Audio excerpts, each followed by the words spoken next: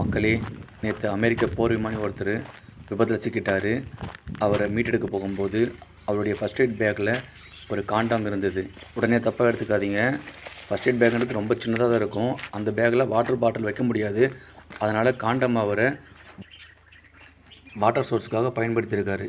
எப்படி யோசிக்கிறாங்க பாருங்கள். இது எதுக்காக சொல்ல வரேன்னா, இந்த பூமியில் மனுஷன் உருவாக்குனது எல்லாமே நல்லதுக்காக தான். அதை பயன்படுத்துகிற விதத்தை பொறுத்து தான் இருக்குது. அந்த பொருளை நல்லதாகவும் பயன்படுத்தலாம், இல்லை கெட்டதாகவும் பயன்படுத்தலாம். ஒரு பேனா வச்சு நல்ல செய்தியும் எழுதலாம், தப்பான செய்தியும் எழுதலாம். இது எல்லாத்துக்கும் பொருந்தும் மக்களே. இப்போ நடக்கிற எலெக்ஷனுக்கும் இது பொருந்தும்.